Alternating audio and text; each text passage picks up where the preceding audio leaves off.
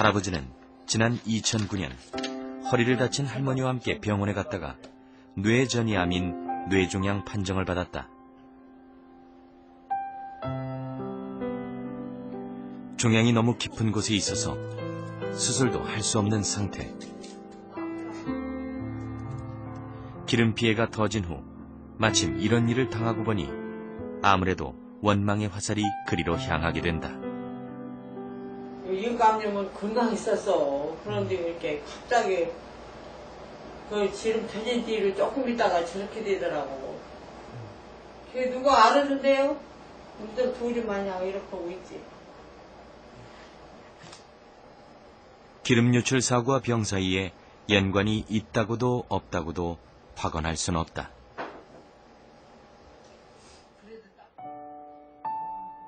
하지만 한 가지 확실한 건 이로써 더 이상 잃을 것이 없는 상황에 처했다는 사실이다.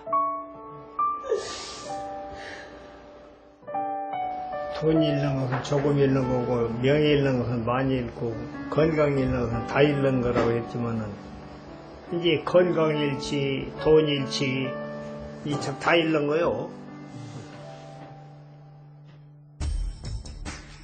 기름 유출 사고로 인해 피해 지역 주민들의 건강이 위협을 받고 있는데 그에 대한 지원은 없다시피 한 상태.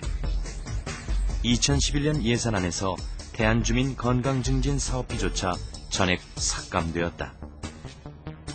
안검진이나 이런 게 좀 문제가 됐어가지고 제가 그런 걸 좀 지원하고자 해서 예산도 신청을 했었는데 예산이 이제 통과되지가 않아서 저희 쪽에서 현재로 이렇게 지원을 한다거나 그렇게 하고 있는 사안은 없습니다. 기름 유출의 피해는 성인들에게만 국한된 것이 아니다. 어린이 천식 유병률 조사 결과 대한바닷가 지역 어린이가 대조군인 울산이나 천안보다 2배 이상 높았다. 학부모 모두 기름 피해 어민인 소원초등학교 의항분교. 그 또래 아이들답게 다들 그저 해맑기만 한데 하지만 아이들 마음속엔 그날의 기억이 짙게 자리하고 있다. 그때는 너무 더러워서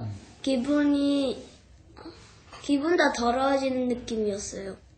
엄마가 꽃게를 잡아서 돈을 벌어야 되는데 꽃게를 못 잡으니까 돈을 못 벌셔서 다 힘들어 했어요. 우리 아들이랑 했단 말만. 서울 내러티브 연구소에서 태안 피해 지역 어린이들을 대상으로 심리 검사를 진행했다. 겉으로 잘 드러나지 않는 감정 상태를 알아볼 수 있는 다양한 설문과 미술치료 프로그램 등을 병행했는데 결과는 다소 충격적이었다.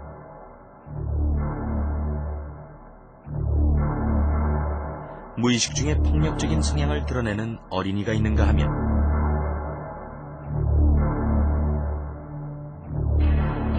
남모를 깊은 우울함까지. 이는 모두 외상 후 스트레스 장애의 한 단면이다.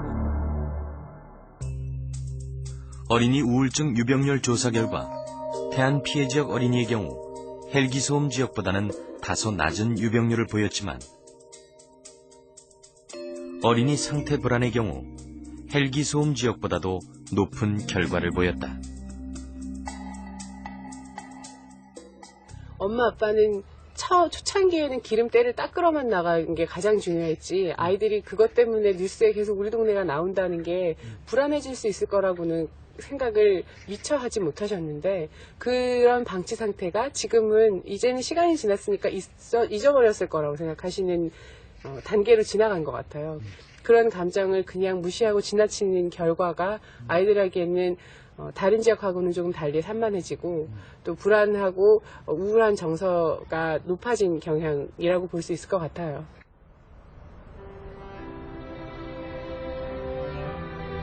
일순간 멈추었다가 다시 느리게 움직이기 시작한 태안의 생태시계.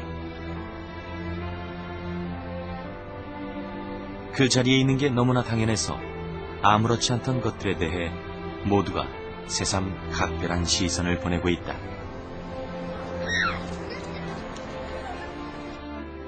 자연이 소중하다는 걸 이제 느낄 수가 있겠죠.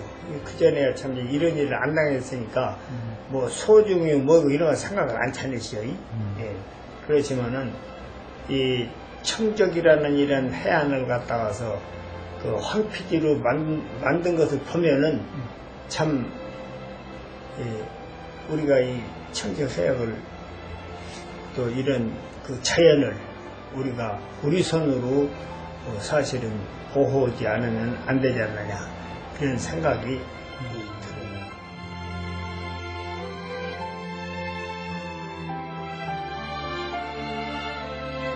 인간에 의한 환경의 재앙이 환경에 의한 인간의 재앙으로 돌아온 태안 기름 유출 사고.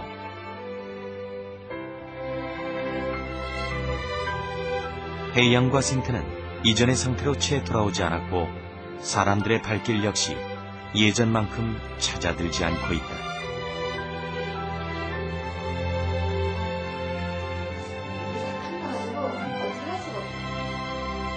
태안의 잃어버린 3년. 그리고 아직도 끝나지 않은 재앙.